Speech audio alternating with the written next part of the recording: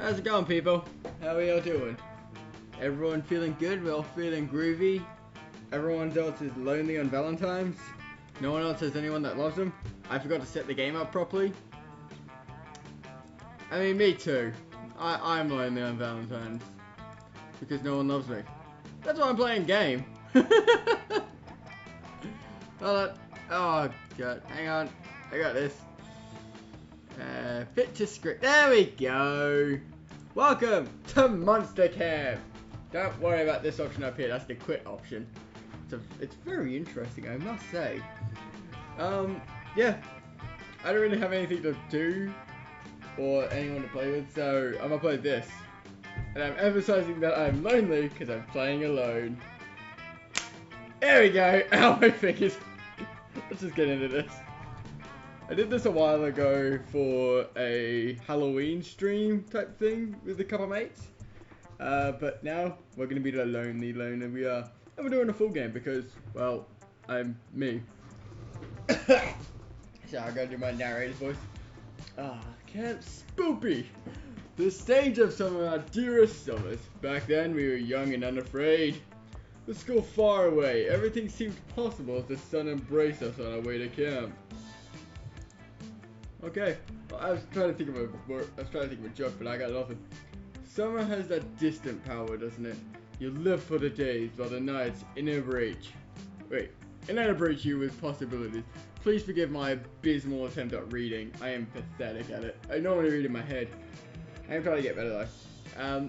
It's like life could take a turn at every corner, and for us, it did. Okay, so here are the 4 characters. There's actually 4 extra characters, and I'll show them off now. So yeah, we got Demon, Mummy Guy, I'm not sure what that is, and Jellyfish. I'm going with the Jellyfish. My name shall be... Glitch.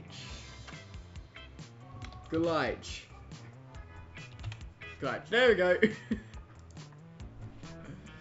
Glitch. Yeah, I like those too. The BFF bracelets kit, swole floaties, uranium lipstick, sketchbook. What the? A tardigrade plushie. The griffin pasta, the multi-tool, useful. The griffinette, and builder and golem. Okay, if I'm gonna be honest, what I would take on a school camp trip. I would bring swole floaties, that kind of plushie. What the? Mike, are you doing something? No, okay. My mic is being weird. And I would bring the... I'd bring this. One might say that the Monster Prom have hardened us on highs and lows of love. But no, in love, we're always absolute beginners.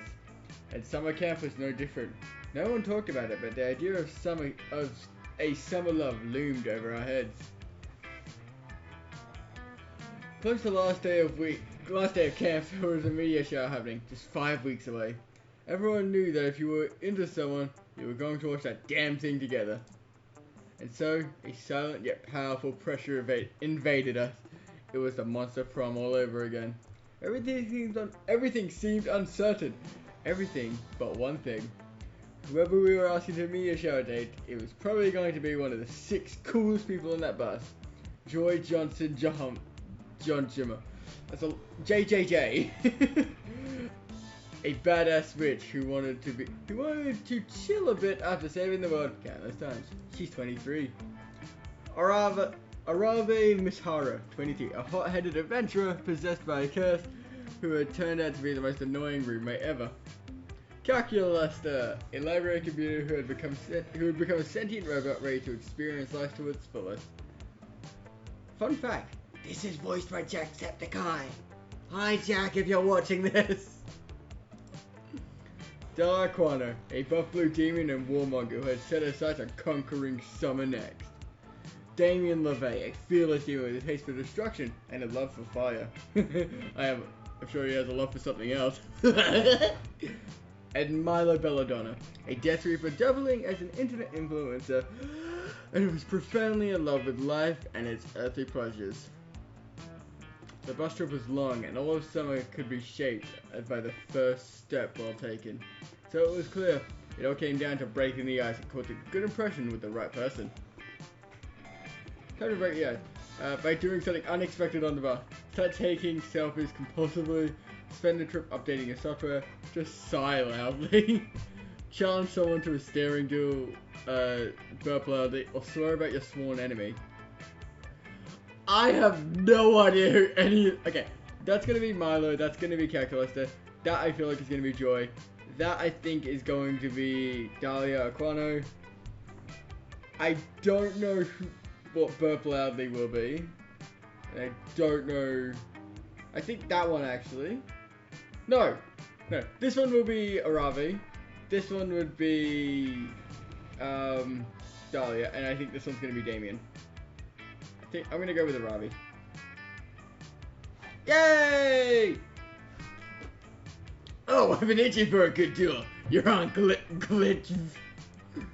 It's not much of a duel though. Staring contest of pretty low stakes. I'll show you, Dada. You and me, staring duel now. She has a really masculine voice. Ravi, you're going to lose. I don't even have eyelids. No, I already like. How can I be so easily defeated? Glide. I need to grind for a while before you and I can probably do it. I'll stare at everything I see for the next week without so much as flinching. By the time we arrive, we'll have our match, and I'll beat you so easily. See you at camp. I know I just changed our voice mid-sentence, but shut up. We only had 5 weeks, so we are crush and conquer their hearts. But as I already said, we were young and unafraid, we were ready to start. Oh god. There's going to be a lot of reading in this. Hope you're not going to get sick of my voice anytime soon. Because it's all you're going to hear for the next hour or however long I make the stream. Existence in pain. Anyway, here's the camp.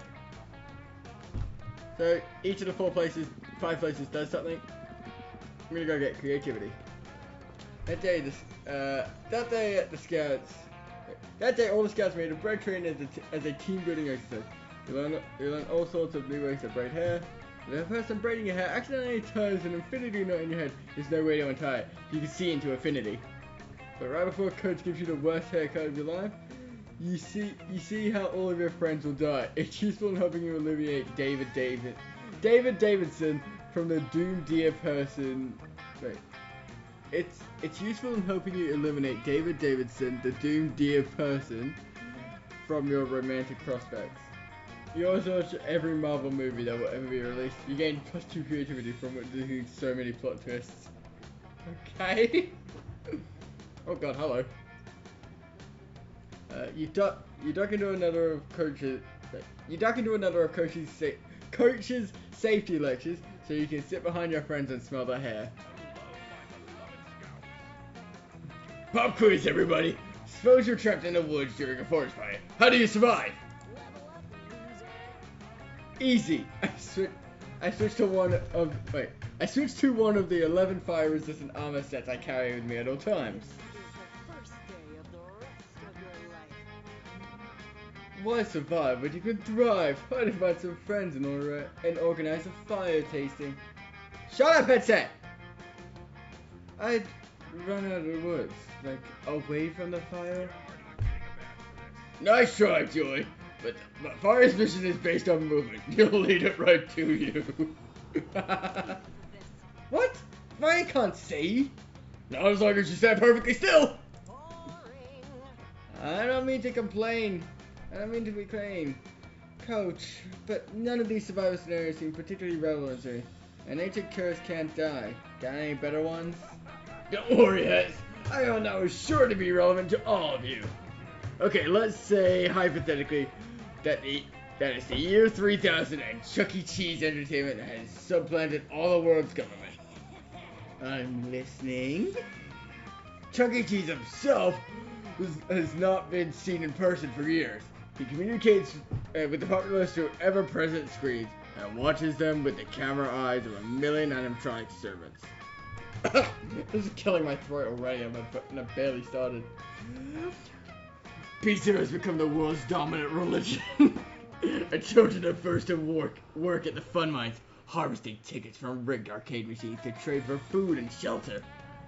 You're being tracked by Munch's mate, Belief Band, an arm of the Chuck E. Cheese of secret police, because today is your birthday and they want to sing to you. What do you do? This is somehow even dumber than the fire thing. I'm leaving. Really, Joy? You're going to leave all these hypothetical people to die? Come on, Joy. Say yes to hypothetical life. It will amuse me. Joy's conflicted. Milo's in for the lulz, or Ivy's in it for the XP, but none of them have any idea how to solve this. It's up to you to suggest a solution. Alright, unity of strength, pull everyone's tickets together and buy the revolutionary giraffe plush. If the world is one of the... Oh no, I don't like that one. No, that's mean. I'm gonna say the other one just because I don't like the other one. I don't care, I lost that one. Yes! A giraffe plush is a perfect leader for a revolution. Why? I don't know. I was relying on my friends to cover my bold and idiotic statement. Well, you're in luck, because I, Milo Belladonna, am the world's foremost expert on giraffe facts. Okay. Did you know that our giraffe spots are like fingerprints? No two giraffes have the same pattern. The perfect metaphor for individuality. What's more, giraffes only require 5 to 30 minutes of sleep per day. Like Justice, they almost never slumber. Additionally, giraffe necks are too long to reach the ground easily, so they almost never drink water and get most of their moisture from the plants they eat. That's not relevant to the situation, but I thought you might find it interesting. That is actually interesting. Foolish children, you've fallen right into my trap. A trap? I knew there was something sinister going on here. Who are you, imposter, and what have you done with Coach? Oh no, Joy, I'm pretending to be Chuck E. Cheese. It's called immersive learning. Oh, great. We're still doing the dumb thing. Carry on. Oh, I'll carry on, alright. Your unthinking love of giraffes is the seed of your downfall. The great Chuck E. Cheese empire has co-opted revolutionary giraffe for our own purposes. My throat is dying. Help. Are you a slave away in the fun mine, saving up tickets for the stupid giraffe? You'll be playing right into our hands. No, I like chopping off people's hands, not playing into them. Your love of giraffe is your downfall. Yeah. Then you shouldn't have listened to Glivitch's. I forgot the name. Glivitch's foolish plan. Why do you embark on a chosen one narrative, or report Chuck E. Cheese for health code violations? Oh man, we could have done a chosen one narrative. I love those. Damn you, Glivitch! What the fuck did you do today? Exactly. Jordan and Ivy get into an argument over which of them would have been the chosen one, but they both agree that it's definitely not you. You lose 2 creativity and 1 fun. Ow! Hurt, guys. Adventure awaits! I love his voice. Back to creativity. Today, monster schedule and all. You learn how to identify different animal tracks. First, you practice identifying bears and deer, but then you start having to identify way more specific tracks. You identify the tracks of a sculptor, half man, half sculptor. You follow the tracks until you find the legendary beast. The sculptor teaches you the basics of sculpture. Who would have thunk it? You gain 2 creativity. You find a Ravi, and the 2 of you walk around the HQ building, opening every single drawer in case there is some useful items. So, all seems well until... Bear attack! Bear attack! I'm a bear and I'm attacking! The chilling cry of the dreaded attack bear. A beast as rich and cunning as as a beast as rich in cunning as it is in XP. Stand back, Levitch. I'll handle this. Kind we should play this together. Yeah, get it. It's really good. Well, I wasn't surprised for your commitment to bear safety, Robin. I just want to make sure. You know I'm not an action bear, right? Just your old pal coach dressed in a bear suit in order to increase bear awareness.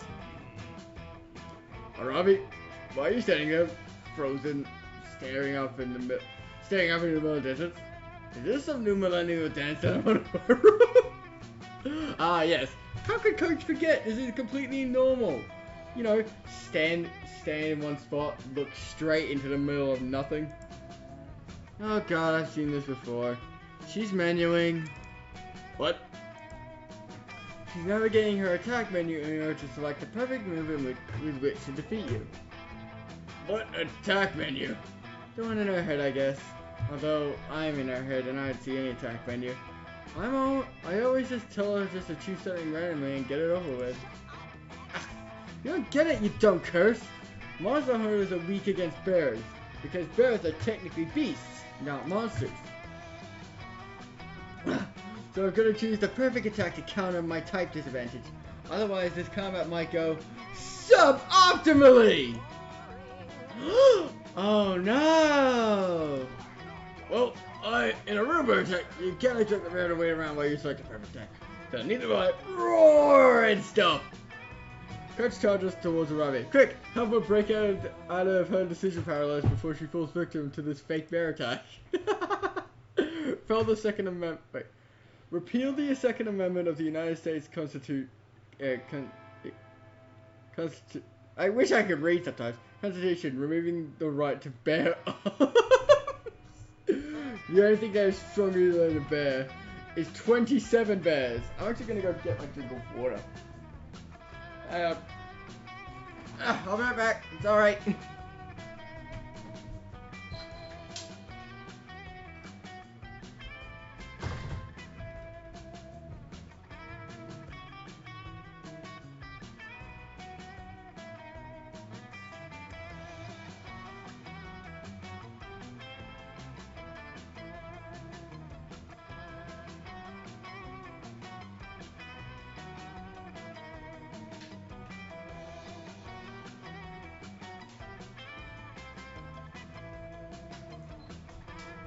I'm back.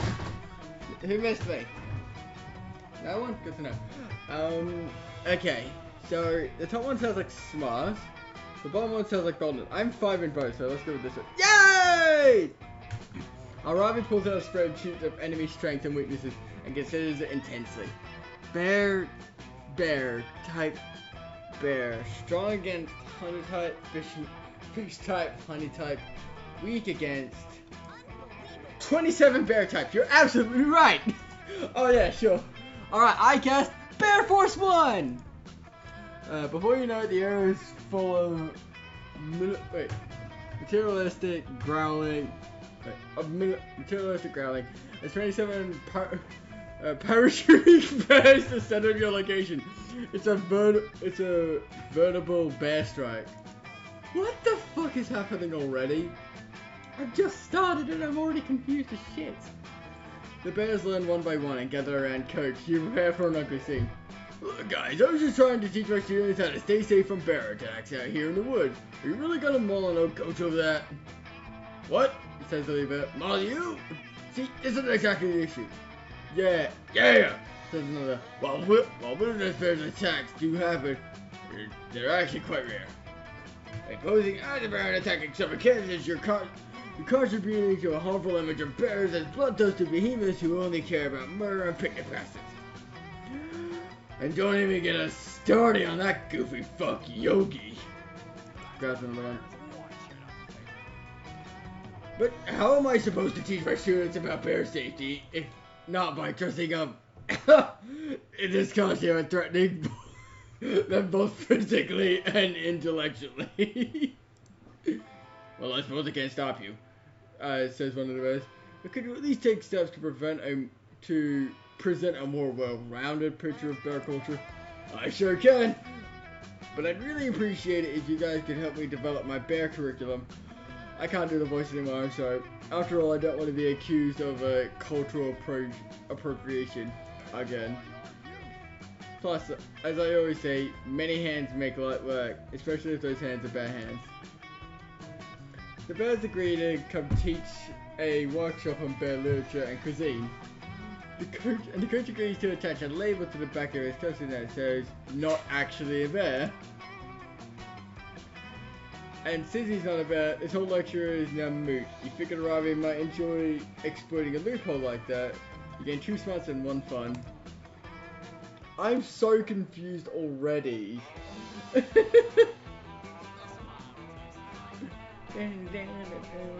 Alright, now I gotta choose who to sit with. I don't trust myself to not fuck up with this, so I'm gonna do this. Wander over to the campfire, hoping to peer pressure someone into making you a s'more. You can find Milo, Arabi, and Hex. They're all gathered around with notebooks. Hey, Gladschwitz! I've forgotten how to say my name. Check it out, we're doing poetry. It's like Nora's sentences, but deep. I don't know what, I've changed his voice like 3 times now, I swear to God. Exactly, Hex. As a reaper with the finest taste in living art, of course I'm poetry stan. In my infinite compassion, I thought that poetry...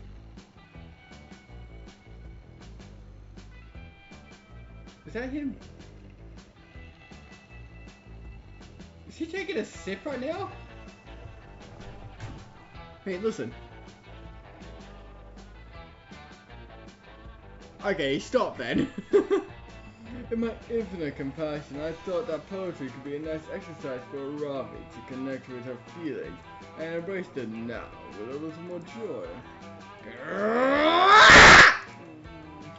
As opposed to a usual blind rage. Come on, Ravi.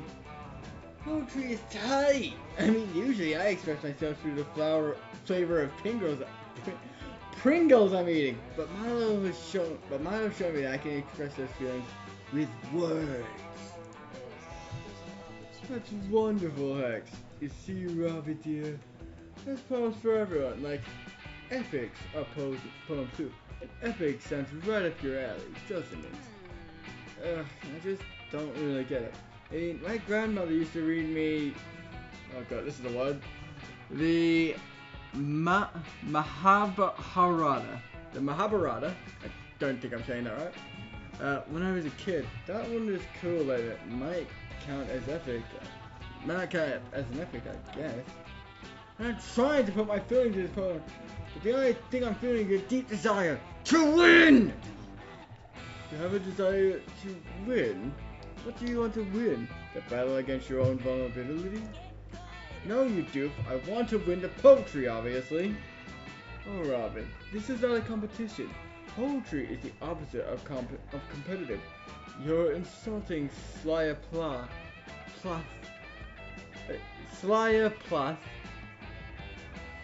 by implying otherwise.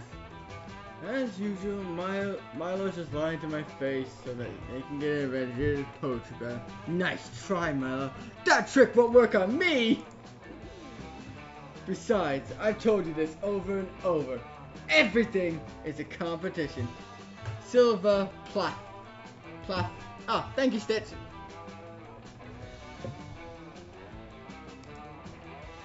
Everything? What about, I don't know, sleeping? Yes, it is. It's a competition for those who can get the most out of it. Or you can do a challenge to run and see who can survive on the least sleep possible. Ugh, what about yoga? A competition for who is the most bendy and sweaty. Duh. Hey, I'm sorry I can't read, Stitch. But look how I spelled my name. Clearly I should not be in the contempt. I clearly shouldn't be in the place of reading. I wish I could actually talk. Also, yes, that is true. Especially when we get up to that part in the Chaos mod of GTA, which I'm going to very much enjoy. That'll be the extreme, probably. Wait, you guys, you guys, listen to this poem I just wrote. Bagels, they used to be everywhere. Now, they are inside me. It's a metaphor for consumerism. could you stop slurping a drink? I can't tell if that's someone slurping or they're supposed to be like Coach as a bear growling. Milo's getting frustrated with Aravi's lack of vulnerability, and Aravi is about to physically fight Milo. Intervene before someone's feelings get hurt. Ever heard of slam poetry? It's poetry that you can turn into a blunt weapon to beat your opponents with. Whoever can club an enemy with their palm is the winner. Oh god. Aravi, you haven't even been writing poems. These are just a walkthrough guide. If anyone here is a winner, it isn't you. I'm actually gonna disagree with the bottom one, because yes, walkthroughs are annoying, but they aren't inherently bad. If you need a walkthrough getting through a specific part, don't feel shame, because games are supposed to be played for fun. They're not supposed to be played and they're proven that you're better at something.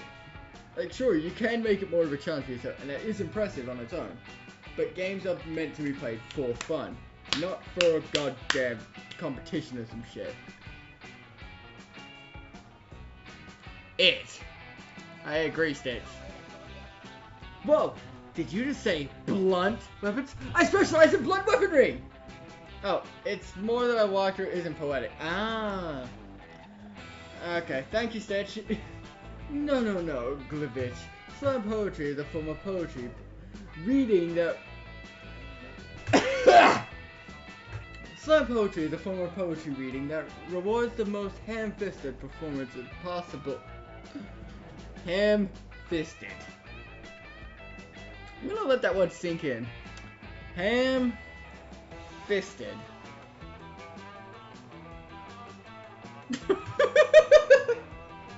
I just imagine someone punching just a fucking leg of ham or some shit now. It's too late. Arabia is no longer listening. She's rolled up her palms like a newspaper.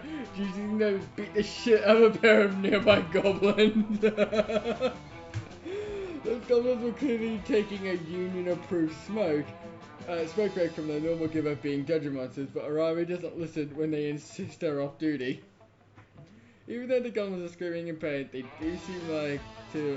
do seem to like Arabi's poetry. We're gonna die. At least we were beaten to death by such beautiful words. Ah, sick! Check out the loot I got from those dead goblins. 2 whole packs of cigarettes. Nice. Do you even smoke? Fuck no! But I can craft. I guess a cigarette helmet? Is that a thing? Stitch, look up to see if there's a cigarette helmet mod in Skyrim. Look that up. Well, I'm scandalized by this violence, but do you feel a bit better now, Arabi? Yeah, it felt kind of good to let it all out like that. Maybe poetry is a really good outlet for anger and other bad feelings and stuff. I finally understand poetry. It truly is a beautiful art. I'm so happy we're finally in the same stanza. Yes, a beautiful art, just like Taekwondo or Jiu-Jitsu, or cutting someone's head off with a longsword. You know what, Milo? I think I'll definitely be writing more poetry in the future, especially if I run into any more low-level creatures. Oh, that's adorable. I'm so happy I could help. And also, I was right from the beginning, and I knew it. Psst, Glivitch! You know that teaching about me to beat people with fun is just to gain her affection is super irresponsible, right? And being irresponsible is what I'm all about. Fist bump! Heck yeah! Everybody's happy, except those goblins who are near death. But you didn't come here to fuck a goblin. That's true, I didn't. Unless there's some sort of super secret ending for that. In which case, your game! Check your Discord. Yeah, I saw her up in the corner, Stitch. Thank you. It doesn't show up on the stream. Let me actually have a look at this.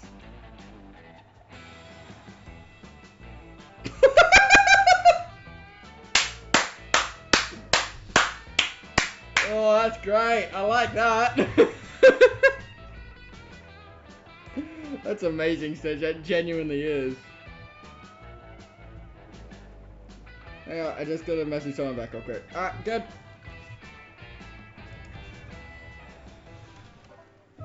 Here we go. Ah, my arms are broken. To the charm with me. Oh my god. That face though. That day at Camp Dome, all you do is Stun Wars. Good thing I have tentacles. That means the campers were waging war against Thumb Warriors. The supernaturally buffed Thumb monsters from Camp Thumb. It's surprisingly terrifying. I can only think of like Squidward from SpongeBob SquarePants with that face right now. You were sure about to lose. You were almost sure to lose. But thanks to your quick thinking, you had your plan to fight the Thumb Warriors with their greatest weakness. Predators without opposable thumbs! Okay! Some may say that your team sicking a pack of rabid mountain lions on the competitors is cheating. But you prefer the term strategic. You can do charm. Hell yeah! That lady you're playing Duck Duck Stab with a Ravian Hex.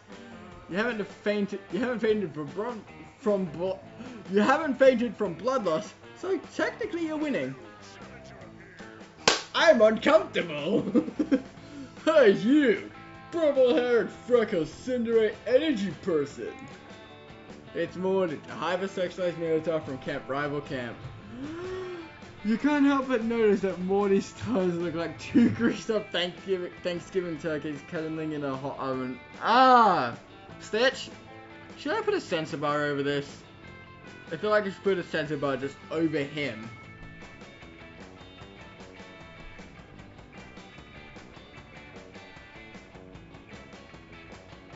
I really feel like that's like the safe option here.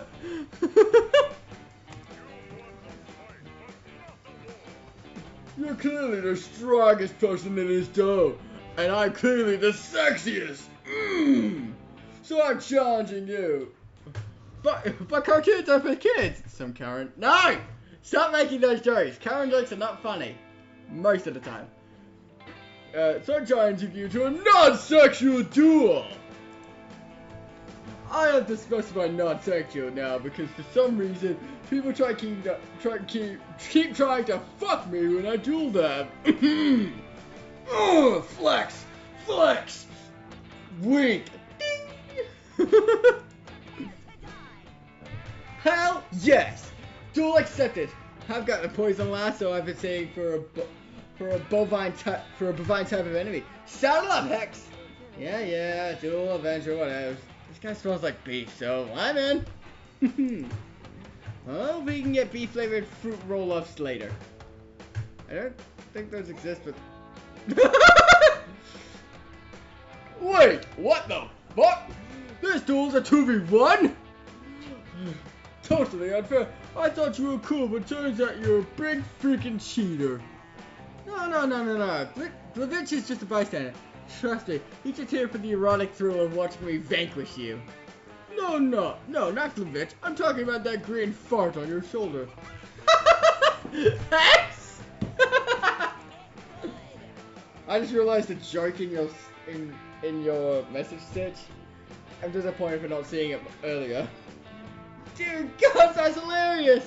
Don't get me wrong, that's just like sort of funny sometimes. They're cursed. It's not 2 versus 1, dude. They're a fucking nerf. Ooh, yeah. Honestly, that's pretty accurate. I just cursed Robbie to be allergic to walnuts for the next 3 years.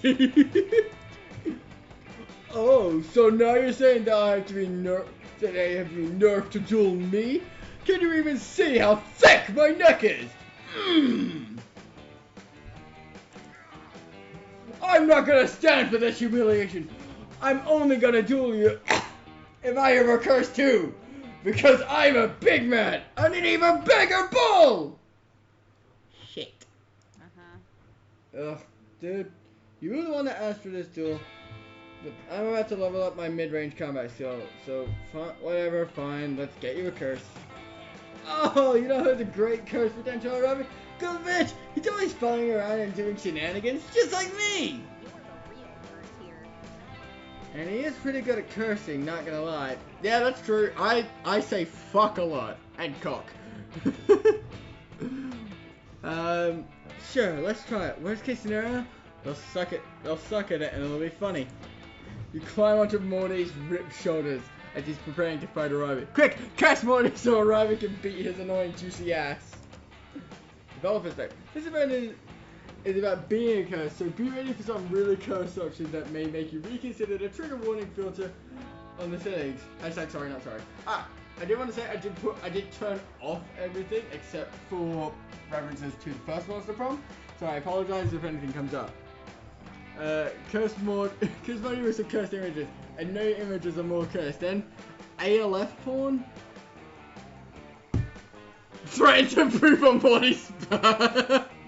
Okay, that one. The top one sounds like creativity. The bottom one the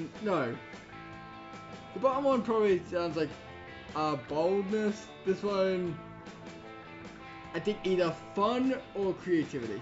I'm gonna go with the top one. Fun! Called it!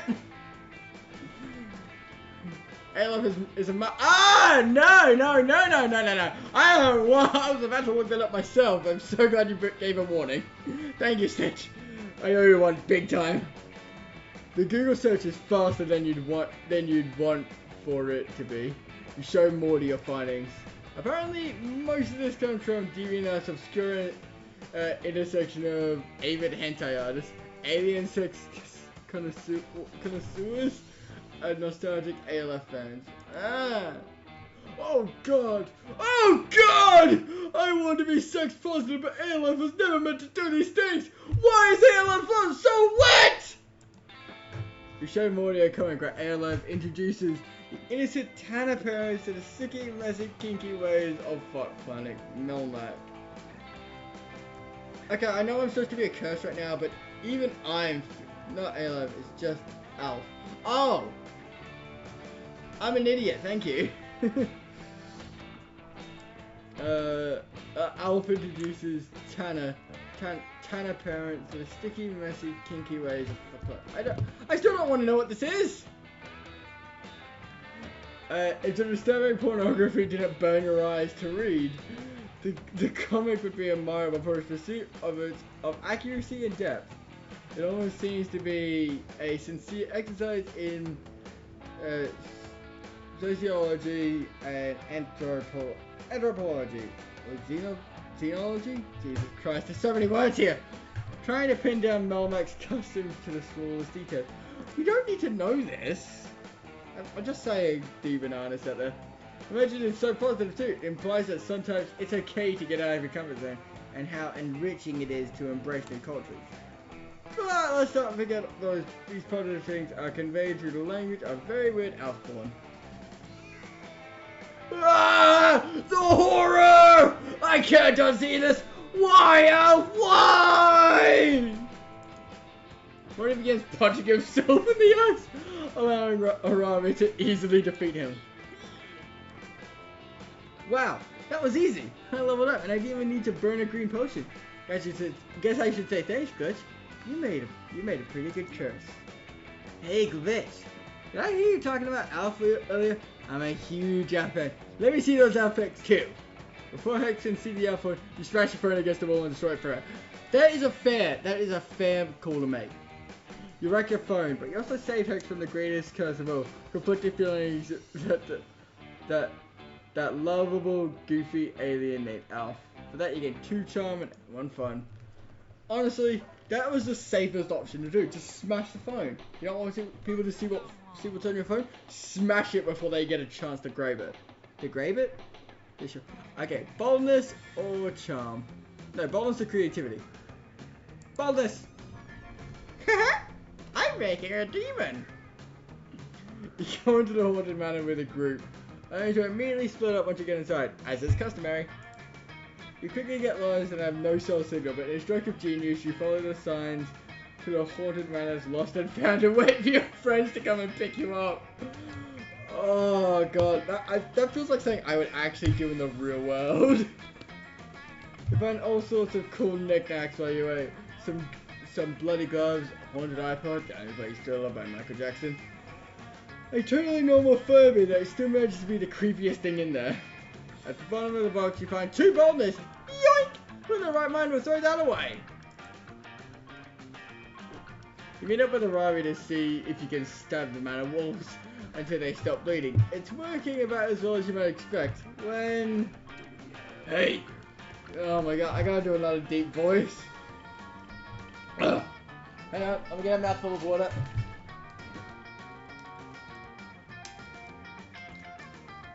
Ugh. Okay. Hey, stop that! I'm the only one who gets to stab in the haunted manor, and I'm here to stab you two! You really think the threat of vanilla stabbing is going to scare me, Jerry? You know who I am? That's right, I recognize you from r/love to stab. I gotta say, even for a slasher killer, you're pretty uncreative. Uncreative? I'll show you uncreative! Sick self-burn, dog. I mean, because you're uncreative, and I'm going to show you yourself after I cut your face off! Nice save. You're doing terrific.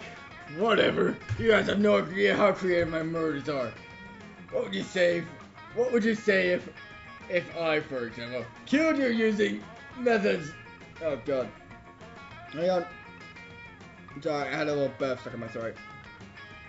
Killed you using the methods of embolic for the 7 deadly sins. Of the 7 deadly sins. I'd say that's the exact plot to the movie 7. You're nuts if you think you can ever be as much of a creep as Kevin Spacey. It's pronounced C7N. Arabi.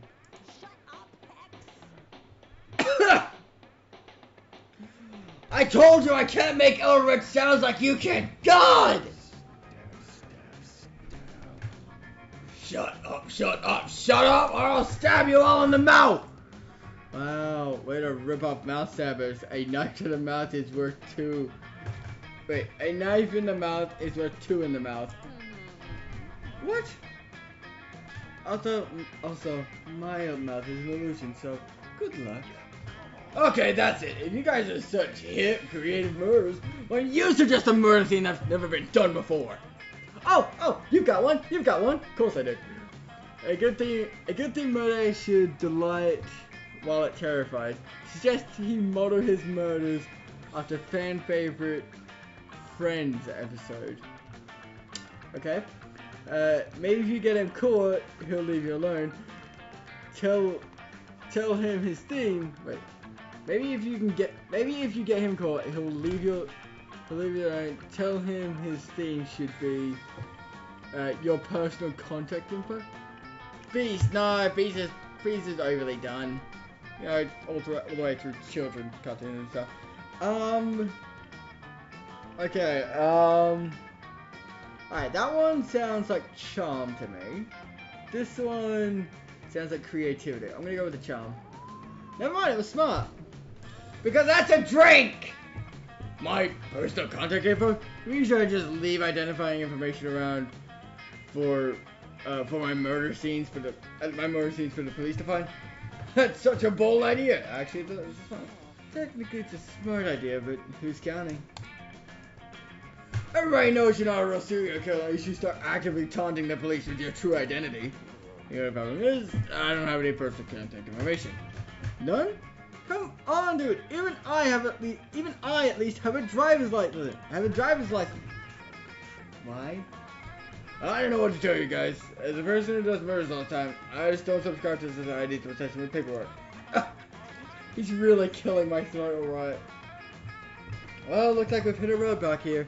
The invention suggested it wasn't so smart after all. No, wait, you can tell me this. If Jerry doesn't have his own contact info, you just have to lend him yours. Hey, thanks, Govich.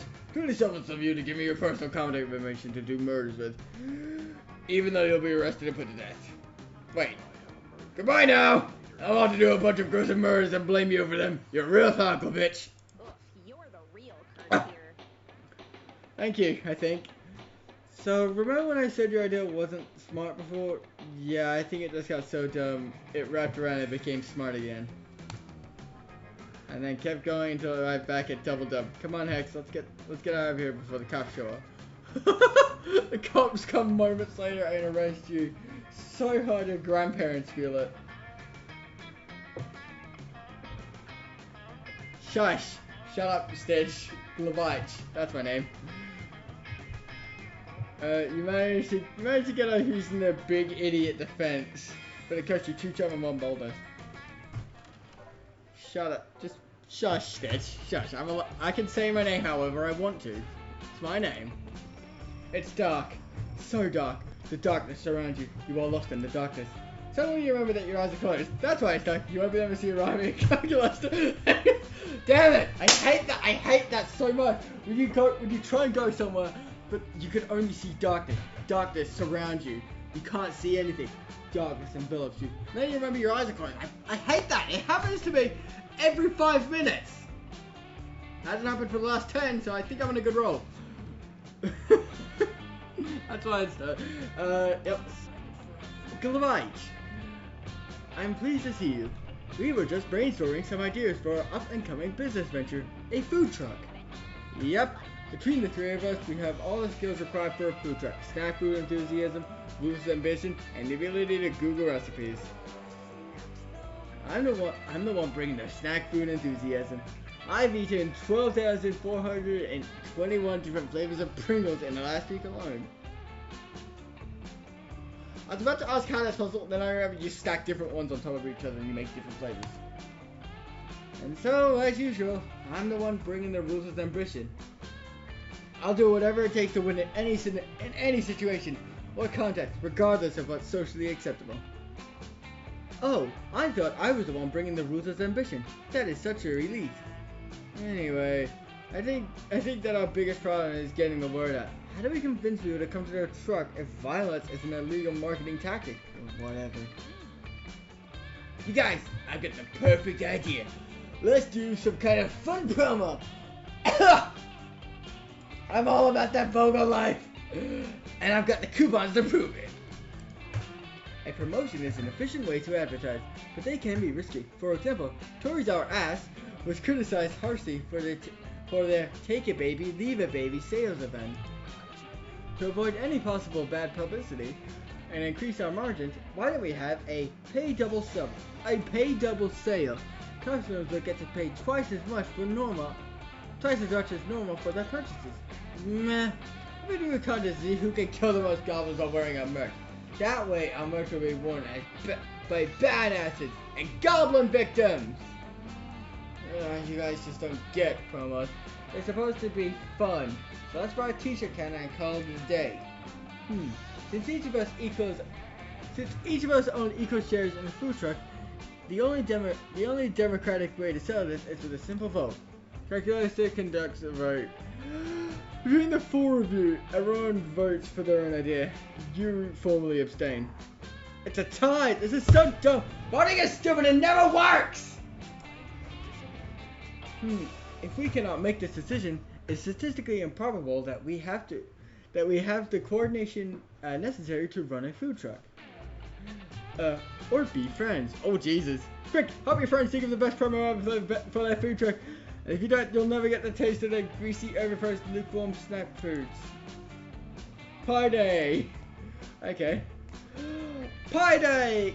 Buy 2 pies, get 3.14159265358972932832795028841971 pies!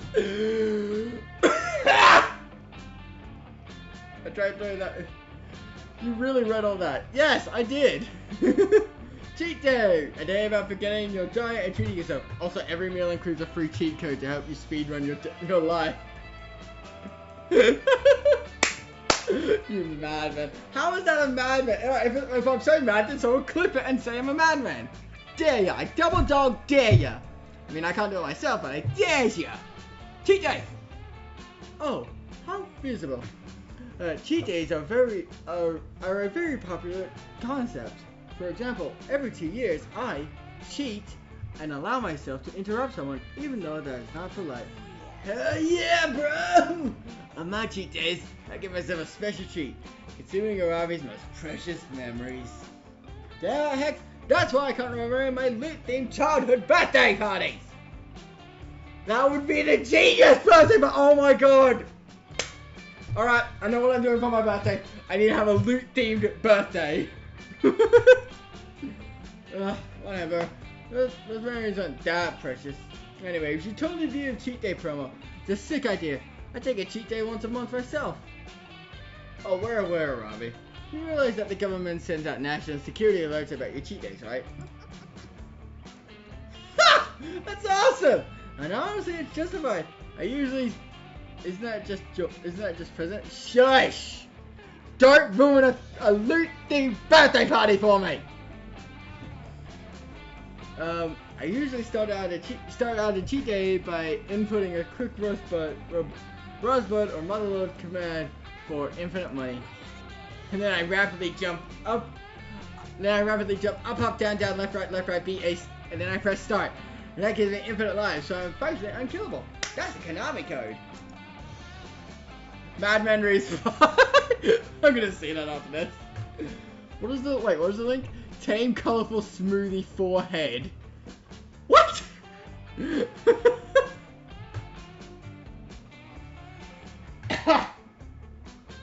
But cheat codes are tricky, because if you use them too much, it just kind of takes the challenge away. You don't have to clip through walls too many, way more. That's why I just do it once a month. Amazing, Arabi. I did the math, and our food truck customers have a 99.6% of standing this promo. Which specific cheat code do you suggest we give the customers? You know what would be hilarious? We should tell our customers how to turn on a huge head switch. Yes! Genius! OMG, Robbie! That'd be so fun! We have to do it! Their heads will be so big, they look like such idiots! LOL! I just have one question. Wouldn't our customers not enjoy having huge heads? Don't humans have very frail necks that are incapable of supporting much weight? Oh yeah, good point. I guess we could give the customers cheat codes to skip everything and go to the final level. What's the final level? I can't explain it, Cal. But when you get there, you'll know. Trust me. More room to shovel pie in your mouth.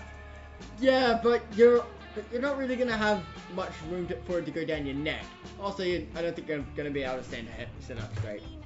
And I guess one of us should say thanks to Globite.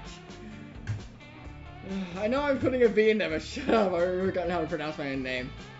Thank you for coming up with a good idea. For coming up with a good idea. Thank you. I mean, but thanks. You have an awesome afternoon brainstorming food truck ideas together. At one point, Arabi mentions that she wants to show you her hot coffee mod later. Score! That sounds amazing! Alright, who's gonna do a drink? Okay, so here's something interesting.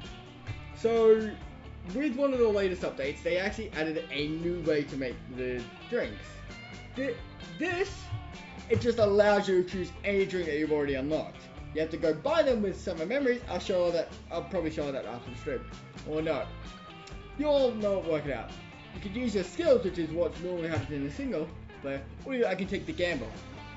So I'm not gonna choose this because that's cheating, and I'm not a cheating bitch. Much. I will use my skills. The weekend is here, and that means visiting good old Juan. Oh, welcome. I love how the cat just now has a really deep voice. Wait, there's still a bit to get a hold of the best drinks available. Don't get too confident. One push and you may end up drinking poison. Don't ask me why I serve poison. I'm a wizard in training. Anyway, get ready. Alright. Oh, special drinks. I want this one.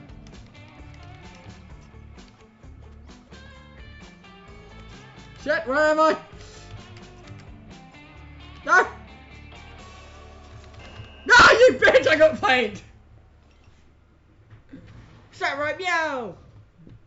The classical polite. Wanna drink the classical polite? I tried to harness the beauty of arts in the potion. It enhances the inner beauty of the world. All occasions will become more beautiful. Just bask in it. Hope you can stomach got happy trails. I don't know what that does. Palate. Or palate. Does that like... I have a feeling this like doubles everything. Okay, so... Let's go with my lowest one. Oh! No!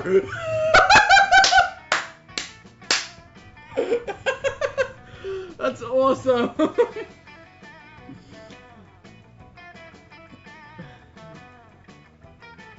E-palette.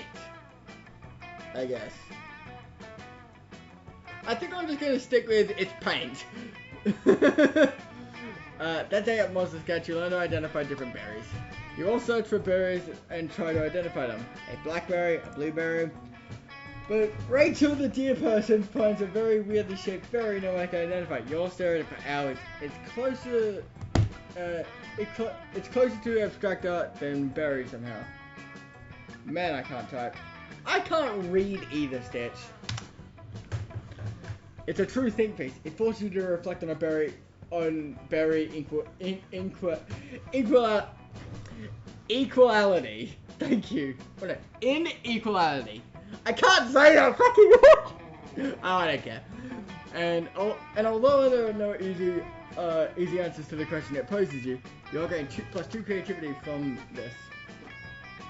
You read a Ravi and Hex afterwards for some yoga, and you're shocked to discover that it's actually yoga. Namaste, Glavite. Glite.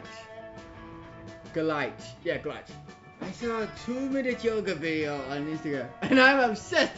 Did you know it involves breathing? How exotic! At first I was pissed at Hex by making me do this, but I'm actually super into it. I'm gonna get so fucking relaxed my head will explode! No. I'm not even gonna have to read that, you just said it. No, nobody said sausages. It's okay, Scott. One of these days, someone else says sausages, and then they'll be sorry. Thanks, Polly. Well, if you guys aren't talking about sausages, what are you doing? We're doing yoga. I even found a pose that's perfect for you.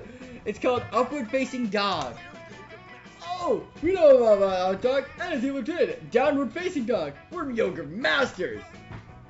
With an S. Really? You guys know about yoga? Is that why you're so relaxed all the time? Yep, that's why I'm so relaxed all the time. And for no other reason! We discovered yoga a while back and found it kinda underwhelming.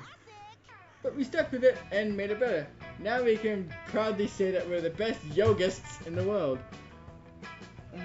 Yoga sounds like a weird word. I don't know if that's a real word or not, but it sounds weird and I like it. Psst, Polly! I think it's Yogazoids! Come on. There's no way you guys are yoga experts. You're right, because we're yoga masters! Duh! No one's ever gonna beat our yoga high score. High score, you say? 200,000 yoga points in a single session. It's unbeatable! No! Nothing is unbeatable! I just need the right strategy! But what is it? Okay. The correct term is Yogi. Yogi the bear! That was probably not a good reference. I don't know how Yogi actually sounds. I'm smarter than the average bear. That's probably the best I can do. Yoga pants are all well and good, but to be a true Yogazoid, you need a set of legendary yoga armor. Yakini Yoga is a sequel of poses, specifically up dog, down dog, left dog, right dog. Wait, no. Oh yeah, up dog, down dog, left dog, right dog, B dog, A dog, start.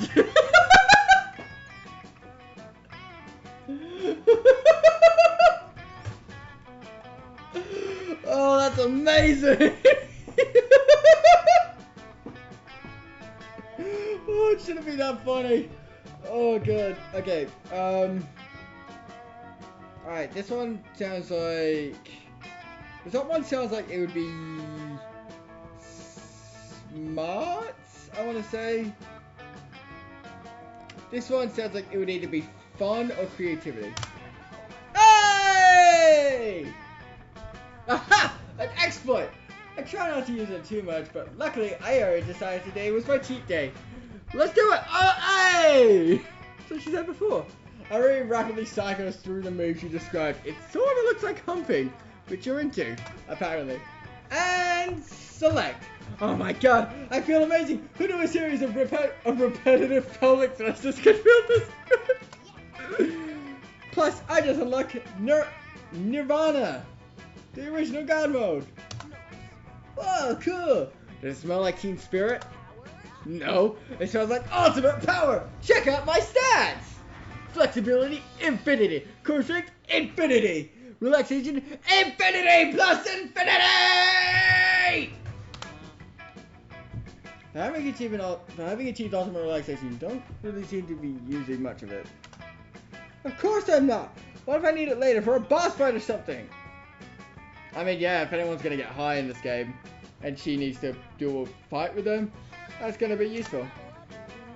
Oh god. Anyway, it looks like your yoga high score belongs to me now. Isn't that right, Polly? What? Oh, there is no high score. Yoga points aren't real, and honestly, I just ate a whole handful of motherwort. So I'm not sure you are either.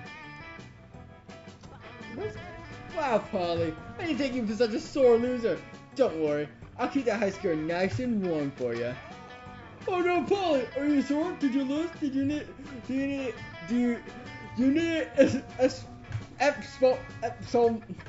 a salt bath right away? Here, I'll carry you.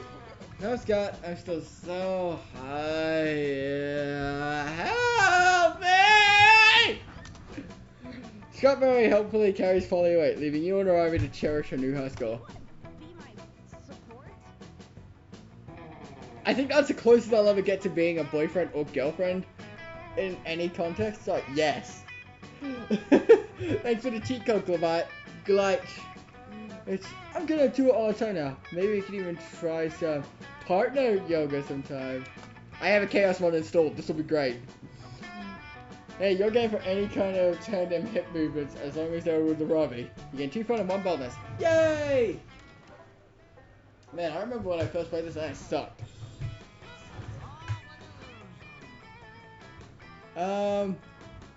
More charm with me.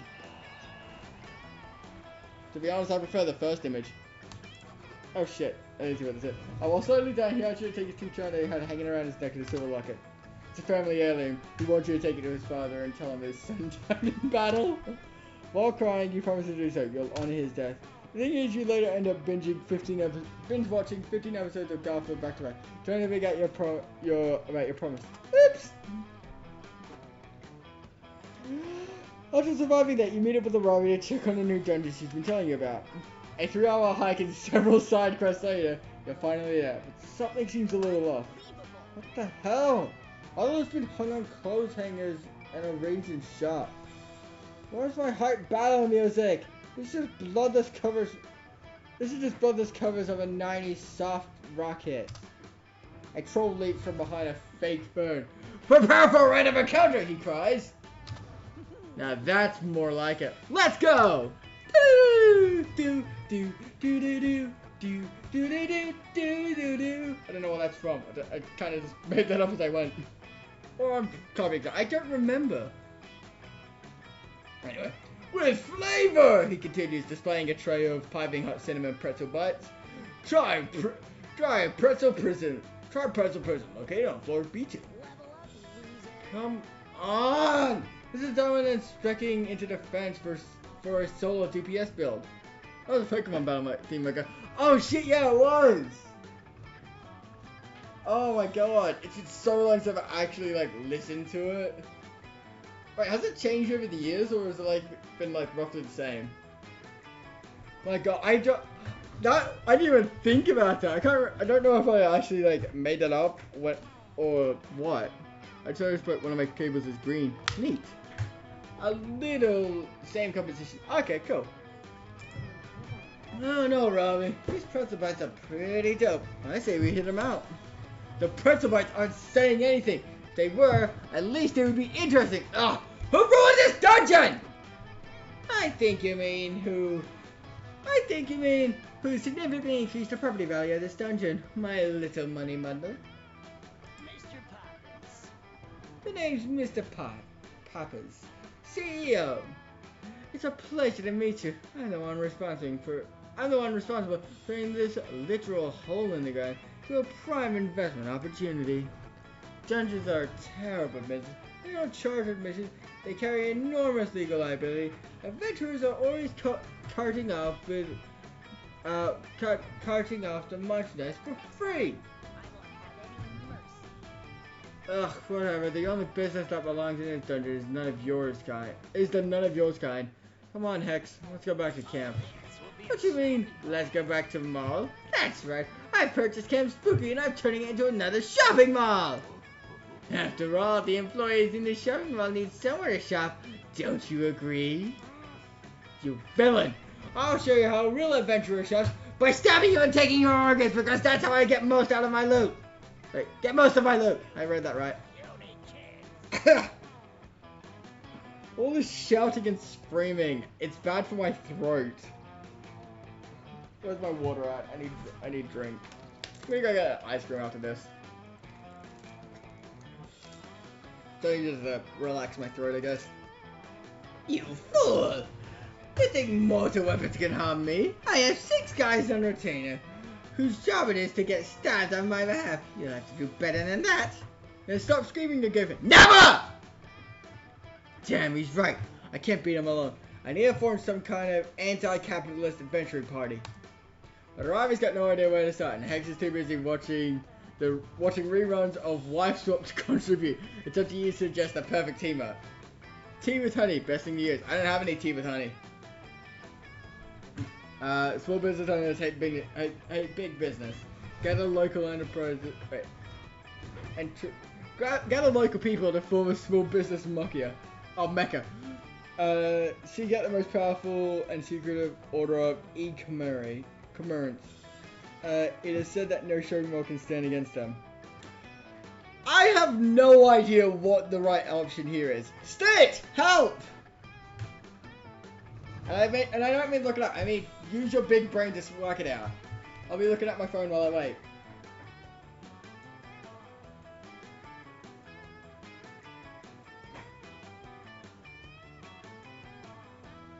Any Pokemon to catch around here while I wait, Stitch? Bottom sounds fun. Okay! Damn it, Spit! Damn it, Stitch! Spitch? Your name is now Spitch. The Order of E-Commerce? Of course, legend tells of a great battle they fought against the forces of brick and mortar in the before times. What do you want, phone? Hang on, wait, there's a Pokemon on my phone. Give me a sec. I'll be with you in a sec, people. I want to catch this Pokemon. Someone's caught. Hold on. Someone's there. Caught it. But how do we summon such powerful Maggie to aid us in our time of need? This is an elf in a 3-piece suit materializing out of there. Don't worry, we're already here. What? That's impossible! How'd you get here so quickly? Easy. I'll track again the room until I've advanced so much that we now know what you want before even you do. Hey pizza, I want waffles, says the elf, handing Hex a plate of piping hot ones covered in syrup. I really did want waffles. That's not enough waffles, says the elf. I know. That's why I brought even more. Yes! Waffle laugh! That's not what we need right now. What we need are 10,000 AAA batteries. He says as batteries rain from the sky. No. I'm trying to ask you for one life-size mold of sculpting waffles and batteries into a warm, fuckable crab wife. Coming right up. I'm not sure if he's reading my mind or Arabi's. Or his. Real curse here. Stop this, you twit! Why on earth makes you think we want these things? I'm sorry, says the elf, gently removing Arabi's hand from around his neck. The other rooms are no wrong. It's all right here in Gleitch's search history. Oh, wow, okay. I think I'm gonna let you solve this sophomore problem on your own, Gleitch. I don't want anything to do with your syrupy shenanigans. Now that you've looked good with you, that fuckable waffle mode is purely a cursed object. Terrible for property values.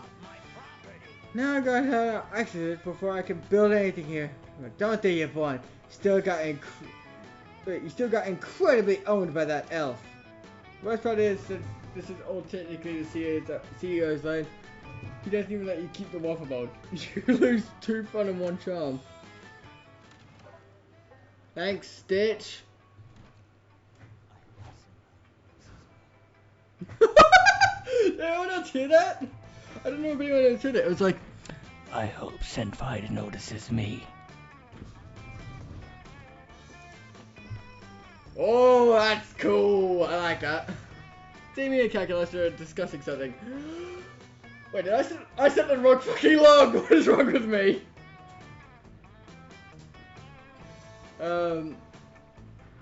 You heard over on the off chance that how desperately one of them wants to have sex with you. I don't know why I chose this log, but I did. Ow, my throat. Don't take it so personally, Cal. I'm not saying you're stupid. I'm just saying you're super dumb when it comes to surviving in the mud. And I can help. I am not offended by your baseless and untrue observations. I am merely reminding you that I am a machine, and therefore not alive. And therefore, I do not need survival skills. Sure, you say that now, but what about when you get lost in the woods and have to eat your own arm to stop yourself from eating your own dick? Even if I did need to eat, which I don't, my arm is not made of chaotic sushi meat like yours. It would provide little nutritional value to anyone. Shit, really? That's crazy! I guess that means you'd have to eat one of your legs, which is way less convenient, but it still get the job done. I fear you're not grasping the real problem here. Wait, I just remembered! My arms are made of squishy flesh and meat! And I have 2 of them! You only just now that you remember that you have 2 arms. What? Why don't I just give you one of my arms so you can eat it if you need to? Then we'll both be safe from starvation. Damien 1, nature, fuck you! Friend Damien, I appreciate this insane gesture, but I assure you, this is not at all necessary and quite traumatizing. Too late, I already got my pocket buzzsaw. Now, do you prefer red meat or really red meat? Well, it's good that you're trying to be a good friend. You'd probably be a really bad friend if you didn't stop him from cutting his arm off. He'd be leaving so much tattoo space.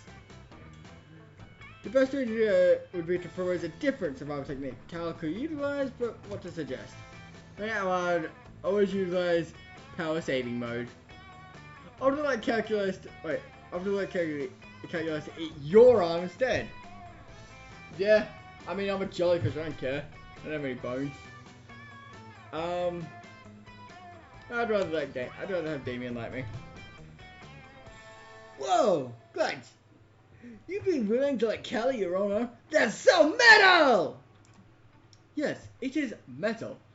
And so totally illogical. Please, do not cut off your arms. I don't even have a mouth to eat your limbs with. That's a good point. Okay, Glide. What if I cut your arm off and cut my mother? Then we give them both to Cal. Oh dear. Every time I make an observation, my friends want to cut off more of their body parts. Is this a curse? Is this hell? In the chaos of Cal having an existential crisis, you and Damien waving a knife in his mouth, you take the initiative to hack off your arm with Damien's buzzsaw. Quickly framed from bullets, when you come to you find Damien sweetly doctoring my wounds, which is almost enough to distract you from the bleeding, from the blank pain. Oh, hey there, sleepyhead. Listen, it was really bad after you to cut your arm off for Cal. Mad respect. Sadly, Cal rejected your thoughtful gift. He ran away to find a hospital or something. Psh, as if you can rely on hospitals in the cold, unforgiving landscape of nature. Don't worry, I reattached your arm so you can save it for someone more grateful. I might have said it on backwards though. My bad. Aw, can't say man that adorable, sinister smirk. Besides, having a backwards arm is a small price to pay for Damien to like you. Having a backwards arm is amazing! Now I can always reach my back! I can always get all those annoying back itches. I am pretty high in all my stats. To the beach with me! Then they decided to go scuba diving and find a treasure chest at the bottom. Like, woo! You pick a lock, which is impressive if you keep in mind that you're still in water. Inside you find over 10,000 fun! Oh no, over 1,000 fun. Unfortunately, your wetsuit doesn't have pockets, so you can only get back to the shore with only 2 fun. When you go back to fish, when you go back, fish are beating the rest. They're having a rave right now. Fucking fish. Oh, corner, you know, it's an advertisement posted by like free canoe rentals for handsome people. What the hell? What the hell? You're a pretty handsome person, right? Plus, some of your hot friends will probably be there. You even get to see. Out of my way, tomato fish. This handsome boat quest was clearly meant for me. Oh yeah? Which of us was born with the word handsome tattooed on his chest, huh? Do you really have the word handsome tattooed on your chest? Not anymore. I started off in a motorcycle accident, and only handsome people ride motorcycles. So there. Whatever. There's plenty of room in the boat. Let's book it in. Yo, Robbie. You sure that's a good idea? Ugh. You spend a lot of time, you know, trying to slay this guy. That's what makes this an adventure. The more danger it is in the boat, the higher the XP bonus for completing the quest. Okay, sure. What about you, Hot Pants? You sure you really want to put yourself in a boat with this keyed up murder princess? Well, hatred's the only emotion that really makes you feel alive, so yes, absolutely! Man, I'm gonna take a nerve inside Arabi's skull. Don't wake me up when something goes horribly wrong. Nothing's gonna go horribly wrong, okay? What makes you think something is gonna go horribly wrong? We're soon in the middle of the lake. I hate the oars. Damn it, Damien! What? Dude, why? Because Arabi wouldn't let me row the boat. Row the boat? You want to see if you can decapitate me with the oars? Well, as long as you're pointing fingers, I don't think I see you trying to concentrate the water around the boat. Oh, I didn't. Wait, don't think I didn't see you trying to concentrate. Don't think I saw you trying to move water around the boat so I'd have an allergic reaction.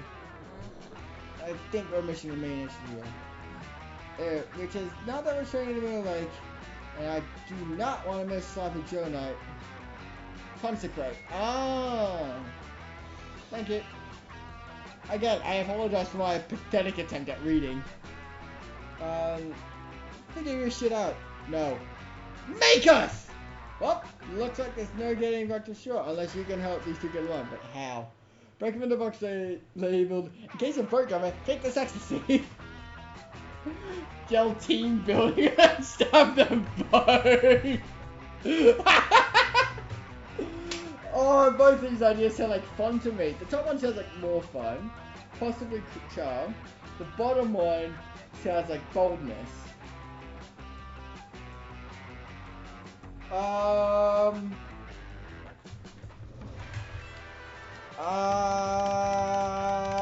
don't know. Piss. Ecstasy! Yay! You use the attached hammer to break the glass in case of an emergency. Ecstasy. Thankfully, the ecstasy is in the little baggie, so it doesn't get shards of glass in it. Oh, the best time though. Well, bitch, I know we were breaking shit. Let me help you by breaking Arabi's face. Not if I break it first. By beating it against your face, you. You press your finger against each of their lips. Silence here. You then explain very sensibly that as long as you're all stuck in the boat together, you might as well be high as balls. Is this drugs? Of course it's drugs, dummy! I mean, right? neither of them really do drugs normally, so you tell them this is totally cool if they don't want to do any. But you have to listen to them yell at you, sort of, "Fight! God, you're at least gonna be rolling when you do that." You know, I appreciate you not peer pressuring us into doing that, but I honestly, I drink my potions all day and I don't give a shit what's in them. So how is this any different? Careful. Keep doing that, you're bound to get cursed. As for me, I don't usually take drugs because there's not that many drugs you do have to break. You have to break glass in order to do. This is totally different. I can't do drugs because I'm a physical manifestation of a baffled magic. Of a magic. I'm happy to trip sit with you. Rad, you divvy up the molly and the three of you hoover around it. Hoover it up. I'm an idiot. In a few minutes, the vibe of the boat has completely changed.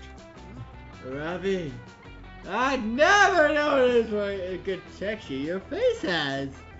And I know what your good texture your hand has is feeling the texture of my face. I gotta picture that scene from the SpongeBob movie where Patrick and SpongeBob.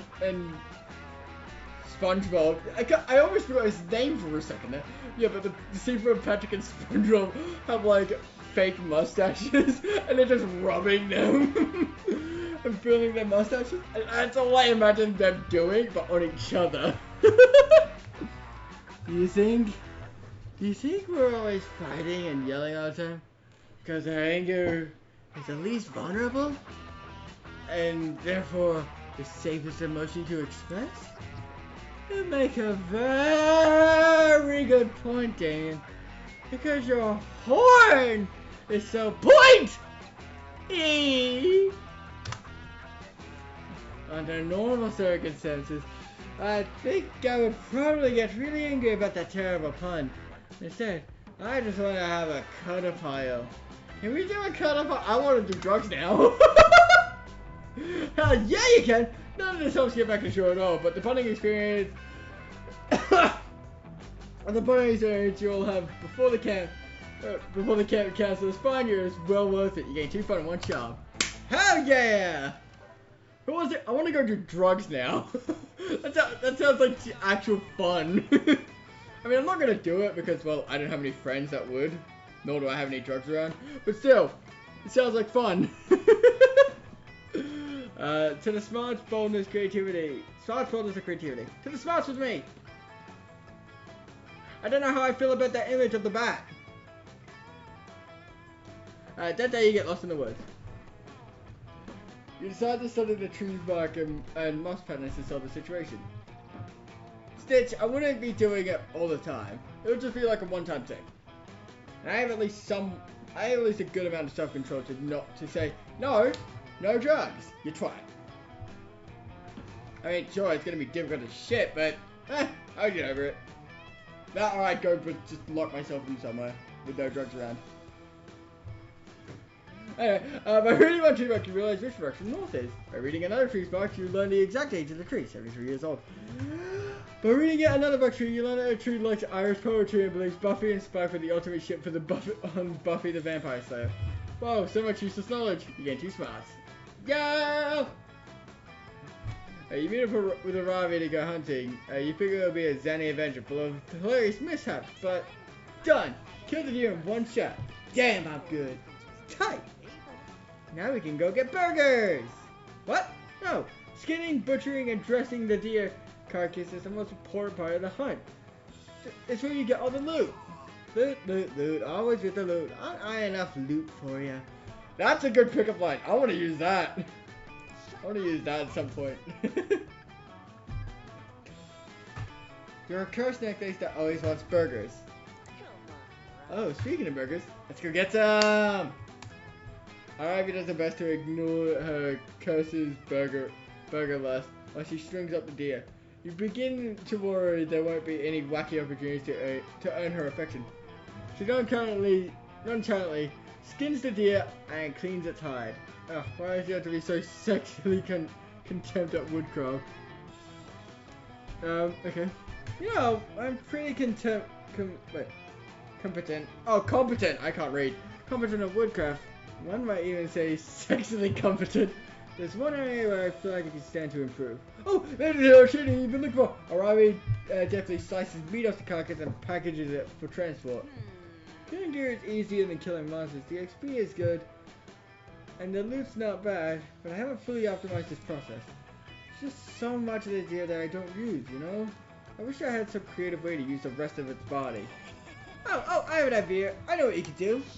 If your idea is to go get burgers, I don't want to hear it. For your information, it was go get burgers wearing a pair of deer antlers. But go ahead, stifle my creativity. Thank you, I will. Have you, Glite?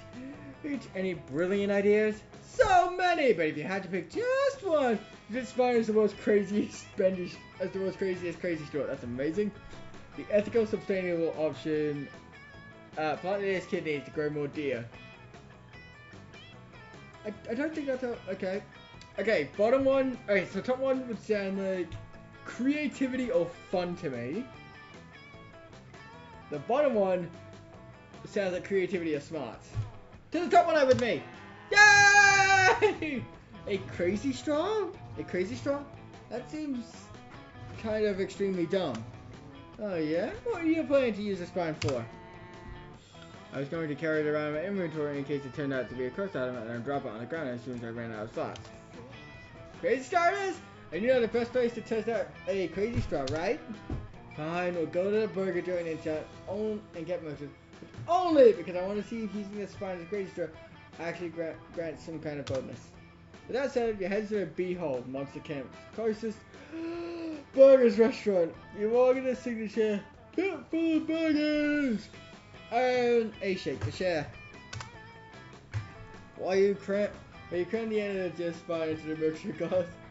There's something interesting about it. Those curves, those crushingly loose.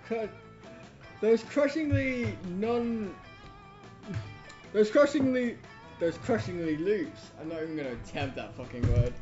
But no, hang on. Non-echoludum. That is I definitely just butchered how that is pronounced. The straw isn't just crazy. It's a portal to the elemental plane of madness itself. You can't help but agree. You're mesmerized by the occult Euclidean. Weird word. Yeah, it is. What does that even mean? I don't even know that was a word. Ah! Sorry, I threw something at myself. You can't help. It pushes patterns into your mind. Words, messages. In a voice composed of your own thoughts, your own deepest desires, it whispers, "Go on that table and start a fight with those bikers!" Ah, no wonder I wouldn't understand that word. Thank you, Stitch. Fuck, this story is really crazy, but you're in too deep. You have no choice but to obey. You drag a Rami over to the bikers table and start eating all their burgers. Sweet! More burgers! I can't be physically damaged, so this seems like a win-win-win for me! Each win stands for a burger I'm about to eat. As for me, I'm all about starting fights with tough-looking strangers burger joints. How else am I supposed to level up? But rather than stabbing your necks like you expected, the gang of burly boy reach into their jackets and pull out identical deer-spined crazy straws. Cool store, says the biker werewolf, with a ballsack tattooed on his forehead. Yeah.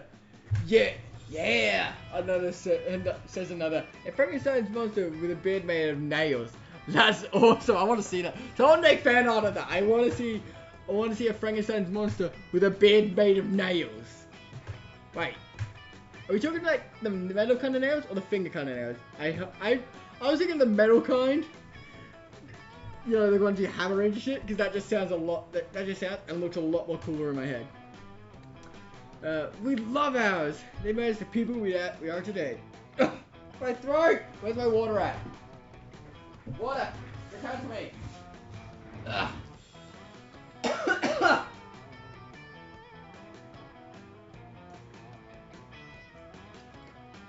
Ah, fuck. Water splashing my eye. Ow.